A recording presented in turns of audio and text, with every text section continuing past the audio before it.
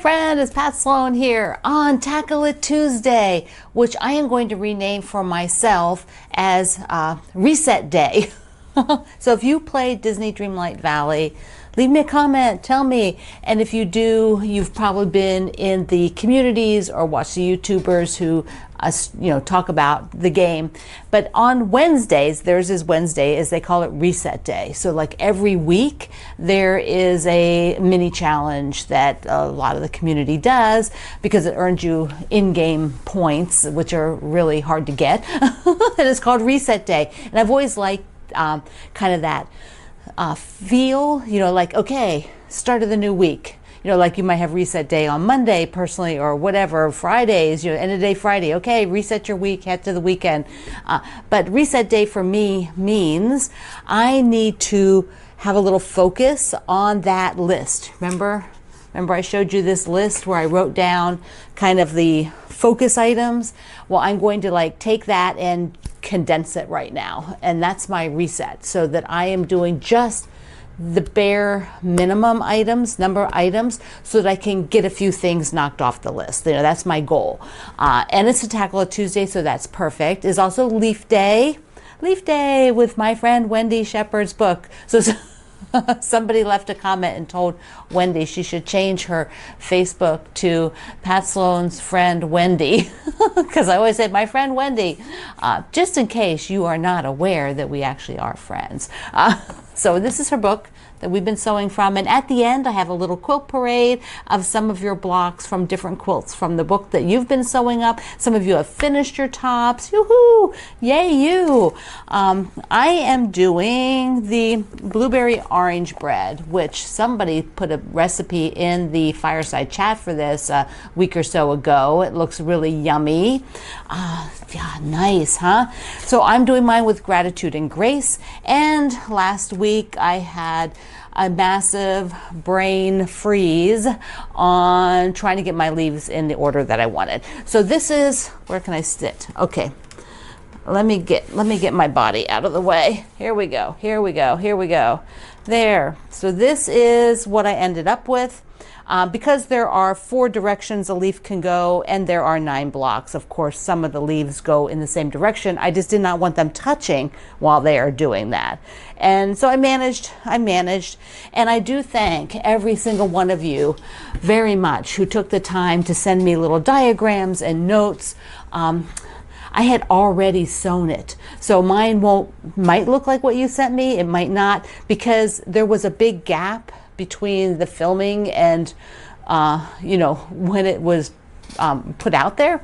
So I had already put the top together because I needed it off the wall. I needed to just get it finalized because I didn't want to hang it over my head. And so I have it there.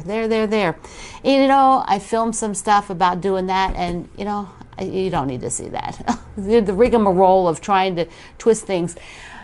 It was one of those points in time where, because I was doing all this massive right sizing, my brain was exhausted, and I did not want to, my brain could not make any good decisions. That's really what was happening. But like many of you, this is a job to show up here and show you things. Yes, I could have said, hey, I didn't get it done this week. But like your job, do you go to your job and just say, hey, I'm not feeling it today. I'm here, but I'm not going to do my job. How long does that last for you, huh? Yeah, not too long, does it? So your boss is like, excuse me. You are all my boss because you come here every day to watch my YouTube, which supports my small family business. So, but that's where I was. I was on brain fatigue, decision fatigue, really what it was. Decision fatigue, because I was making all these decisions about my other things, and I just could not wrap my head around this at all. And so now it's done. But there is a border, because Wendy gave us this super awesome, nice little finishing border on it with the squares.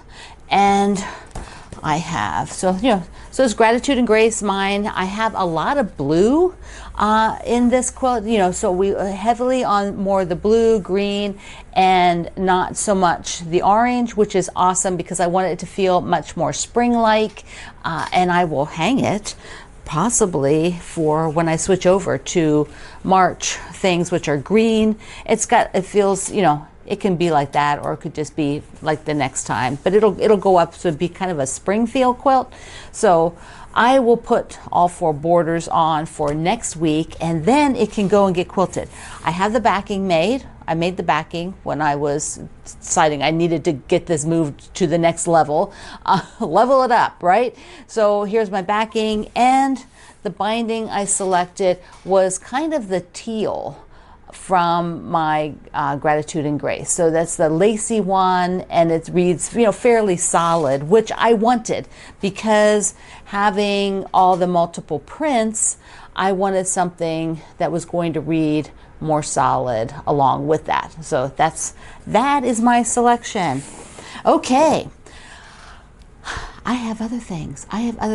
And let me first, before I do that, tell you my reset. All right, so what I'm going to do, wait. So looking at what did I want to pull in and reset? I want to, well, reset, for me it's going to be finish. I want to finish the London Town. So basically I am going to just work on London Town and Block Wednesday until the London Town pieces are done. In between, so I can sew as starters and enders, I will work on lemon chiffon. So I will get the rest of the blocks made, which I do 4x4, so that, let me get one. Let me just pull, because I think I have a single one on the wall here. Yeah, okay. So let me just show you this. So you get, it's just a 4x4, and because of that number, I can alternate. I have white, yellow, you know, white being relative. It's white compared to the yellow. I have lots of images on the white because that's the way I like to do it. And then there starts with yellow, starts with white, starts with yellow.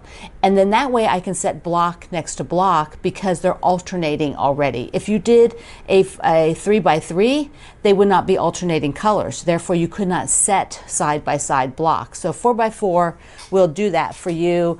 Also 6x6, it just has to be even numbers. So if you prefer to do a 6x6, then you could have a little bit bigger. So it is basically going to be, see how wide that is? That's how wide it is.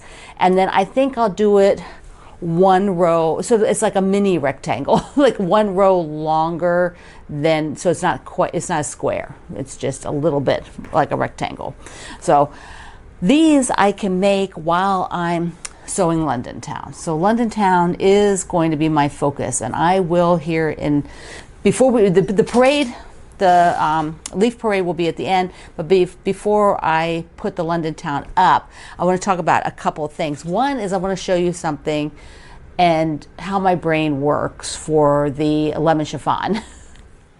Okay, looking at this, and I've actually had this on my wall for several days now, and my goal had been to try to keep similar patterns, you know, of the fabric, because there's lots and lots of repeat fabrics in here, but try to keep similar ones a little bit apart from each other. And sometimes that's not going to work so well, like I have this and this, but they're far enough apart, I'm okay with it. I've also got one up here, one here, so I'm going to kind of be sure that any more of those that show up are spread around. Like there's one there, maybe I'll shift that all the way over, you know, so that it gets moved over. But the one that's bothering me are these two. And there's actually that block I took down, there's one like, it's not actually the same fabric, but because like something like this and this from a few feet back look like the same fabric, and so this block that's sitting here will shift because I don't want that catty corner thing. But this one is bugging me, and it's right in the kind of in the middle, and so I am going to take one out. I'm going to unsew one of them and just sew something else. So basically what I do, and I've done this on camera before, is I will unstitch all the sides just past a little bit, and then just sew one side, we'll sew one side, and you sew back in. It's very quick. It doesn't take that long. And I know lots and lots and lots of you will just say, leave it, but I'm not. So I'm telling you right now, it's coming out. that's a decision that's already made. I'm not asking for advice. It's leaving. And it'll go and be put somewhere else. And I'll put a different fabric in there that will not catch my eye, because I constantly, the whole last 3 or 4 days that it's been up here, has caught my eye. So I figured, it's easier to do now, even though this is a big section. This is already, all of that is sewn. Like from here over, that's all sewn already. But it won't take long, so I'll get that done. So leave me a comment. Do you have things like that about your quilt making? That there's, some little part of it that is like, it just needs fixed. It needs fixed. I can't take it. And many people wouldn't even notice it. I mean, there's a whole variety of things for us. And that's what makes quilt making so beautiful and frustrating. Is because you bring your own personality to your making, and you bring your own style, and you bring what your idiosyncrasies with you, the things that bug you, the things that don't bug you.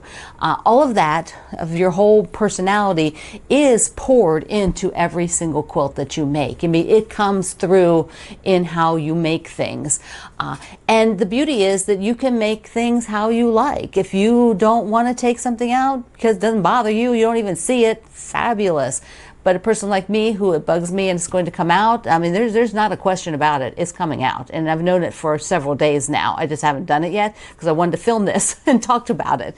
So let me know if you are in that camp, if that is where you also reside on the on the lever of things. Is this something that bothers you? Needs to be fixed. Okay, let me tell you, the Christmas kitty. This is where I am. Okay, let me put it down here so that you can see it, because well, it'd be nice if you could see the front. This is a design by Teresa Kogert, and Wendy and I are making it because Wendy's an enabler, and she told me, this is so cute, let's make it. So Wendy started up here because how she stitches, this was her logical place to start. And it's super, super cute because she's getting to see kind of like the main part of the picture. I, on the other hand, have to work from bottom up. And so I did all of the stars, which I can tell you is immensely boring, but because it feels like a very repeat block to me, and I really prefer it to be a little bit more variety. So, but I did a few changes and then I finished up. So this is finished. It does have to have some little dots, and I want to show you, do you see the center here? Yeah, my center. It's supposed to have just 4 dots, but I put a 5th one in the middle because I'm using a little bit bigger count fabric, and it just feels like it needs that weight of all those stitches in there. So this is what I'm working on. But what I'm going to do, this is where I'm going with this, because sometimes it helps to have a little bit. I'm a process-oriented person. If you are too, leave me a note in the comments. I'm a process-oriented person. I was a software engineer. I wrote computer programs for years. It is a process, and it's very logical, step by step, this, that, or whatever. And I think like that all the time. My whole life has been like that. So I'm looking at this and I'm going, I need to make this a bit more exciting. So how can I accomplish that? And what I decided is that because if I don't stitch in the order that I like to stitch, stitching does not happen. It just will not happen. But I need to stitch from the bottom up. But I thought, okay, I can do the arm and the candle.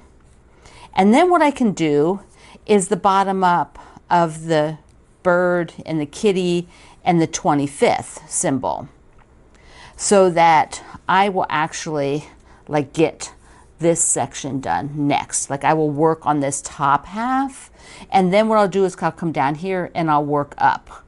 So maybe I'll leave the lettering, all the lettering for last. So then I would come and just work the dress next, and then the wreath. And then I can skip back and forth. If I work the dress and hit the bird and leave this sort of mundane, center part for a little bit, I can get the wreath, do the little bird later, but something like that. But basically I need to come up here and get this and get going, because I have to work this way. That's what I have to do. I do a lot of things sort of opposite. So I have to work this way And that, I think that's going to be fabulous. The other thing is I would like to do just something small. And I have that little St. Patrick's one, which I may or may not do, but I also was digging around and when I was doing all my right sizing, and I found this from the Fat Quarter Shop with the little spring cross stitches that go in those little pie tins. Oh my goodness. There's Easter eggs and the chicks, and there's carrots and little peeps. So I could do like maybe 2 of these and use them in my display stuff, which I think would be super fun. And I have the little pie tins, and I have gobs of ribbon.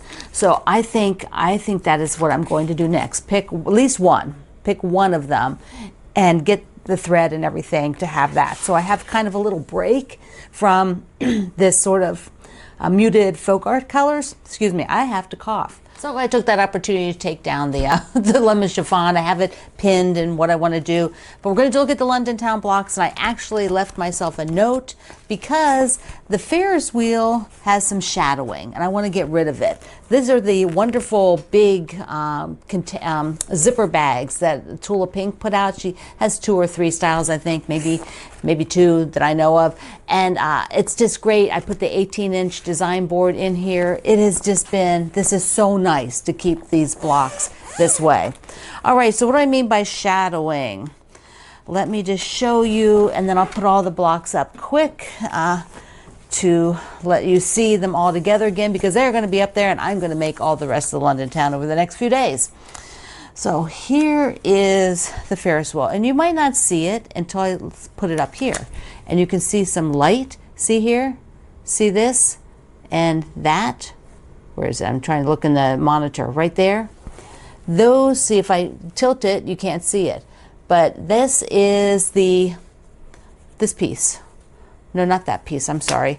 That is the, no, is it? What is it? Yeah, it is. That's that piece. Yeah, I was going to say, that is that piece. Okay, so that's piece back there. So what I have to do is I need to separate it like this so that they're, you know, I'm not cutting the front. God forbid I cut the front. Oh my goodness. And then what I will do is take some sharp scissors and I will make a cut like this. And then I will go out to, let me just scroll you in here. I will go out to the edge where I stitched it down, and just, you know, you have to watch. You have to watch what you're doing. You don't want to cut through anything you shouldn't cut through. But I want to go close to the edge, just where this red stuff is, and get rid of it. Get rid of all of this red so that I don't have it showing. And I just need to be super careful what I'm doing. I'm going to put my hand under there and put the scissors on top, that kind of a thing. And I'm not going to do it on camera here, but I'm going to go ahead and do it all around. Let me do that and come back, because I just do not want to make a mistake. So give me a minute. So I need to remove it from where it shows against the white, like where it is down here, because remember I hand stitched this down, so I had to be super, super careful. But where it is against the petals here on the end of the Ferris wheel, or you know, that would be like the carriages, right? I don't need to get the red. I don't need to get real in close, because it's not really going to shadow. I'm not going to see that red through here, but I need to get it out. I need to get this section out. I mean, and you could take, I'm going to have this machine quilted, so I'm not hand quilting through another layer, so I don't really need to remove all that. But some people will remove all of this, particularly if you're hand quilting, so you have one less layer to hand quilt through, because you don't really need to do that. But I am just going to get rid of the red part here. And here we are. Here is what I removed, which was behind and showing through here. And now, you know, when I do this, you can't, you know, no matter what lighting, you're not going to see this red, because, you know, red's very dark, so it was definitely showing through those white areas. Let me put the blocks up and I'll just show you where I am, and yeah, that's it. There they are. They're not an exact placement, but they're approximately where they're going to be. So I just need that up there, placed like that, so that I have colors that I'm looking at, because it's really a tight palette of that red, white, and blue feel. But what I have to do is the London bus, the double-decker bus, the cab, and flags and the umbrella. So I'll probably do the umbrella first, which is done the same way as the Ferris wheel. You're just doing a few less, a much smaller number of spokes. And then the cab and the London bus have similar window structure as the Liberty of London building. So there's techniques that you've already done that you're just going to incorporate similar type things. And then the flags. So I will be working on that, and I'll probably do a few clips that I'll pop in here and there, and then or just leave them till Thursday. But don't know if I show any tomorrow, so probably not. So I'll probably just do a few clips while I'm working and keep them and show you on Thursday as I pick some fabric and anything I'm doing with the blocks. Okay, let's take a look at a few of you that have shown your projects from the autumn book. Penny's leaf quilt is so gorgeous. It's very scrappy, and this gives you an idea of how that would look. So incredible. Anne did one of the other quilts in the book with the trees and the little houses. Oh my goodness, this was a big favorite of mine with the little houses. You gotta love a little house. So cute. Dawn just did 3 leaves. Look how effective this is for a table runner or a door banner or a wall banner. Oh my goodness. And then I love the kind of film strip. I kind of call that a film strip, like old-fashioned film around the edges for her border. Jane is rocking her blocks. I adore the little apple/pumpkin shape in the middle of the leaf. She took the same size of the whole leaf. You can see it's in the same position. Just so stinking cute with the little pumpkin centered in there. I don't know, orange and that blue, that blue just is my fave. Joyce, a beautiful, beautiful block. Oh my goodness, she is using all leaf fabrics. So look at every fabric in her block has leaves on it, and she said she's been collecting the leaf fabrics for years. This is going to be so cool. Catherine's working on the tiny little apples for the apple quilt. Look how sweet they are. They're just darling. Let's see, we have Leah's blocks. Oh, gorgeous. Now you can tell a little bit difference here with hers than like mine and some of the others is that her fabrics are all a bit darker so that the leaf in the center pops a bit more. So if you are looking for this effect, how you get it is to be sure you have darker fabrics surrounding that light leaf in the middle. Linda's done. It's a top. Oh my goodness. Gorgeous with the blue. I love the oranges and blues and navies. Oh, wonderful. Rinda's is also done. Beautiful. She also has some blues in there. Everybody's got some oranges, browns, blues. That is just a super wonderful combination. And her leaf in the middle is also really high contrast for her fabrics around it. So that looks awesome. And then we'll wrap up with Shirley's. Oh, this is so pretty. So pretty. These look like Tilda fabrics. I don't know. Did I make a note? No, I did not. I don't know if she told us, but they have a particular look to them. They're a little bit softer, a little bit vintagey, not 30s vintage, but just kind of a little bit more, I don't know. This is soft look, a little William Morris to me. Super cool. Everybody, thank you so much for sharing your leaves. And if you still haven't done so, share a picture. Thank you very much for sewing along and sharing your quilts and your progress. So if you, the next few days, weeks, probably like over the next 2 weeks, maybe if you share some more leaf quilts, if there's enough, I'll do another parade. Mine, I'll be putting the border on so that we'll wrap up the top, making the top next week, and mine will go right to the long armor so that my long armor can help me out and have it so that I can have it for spring. Okay, so share these. If I've been seeing some progress on London Town, so I need to collect a few more pictures for that down the road, and that's my focus. London Town, the autumn, Block Wednesday, and Lemon Chiffon. Oh my gosh, that's 4. But autumn will get done, and I will be working hard on all those blocks for London Town. All right, my friend, I love you. Mwah. Thank you for being here in the Sloan Zone. I will see you online.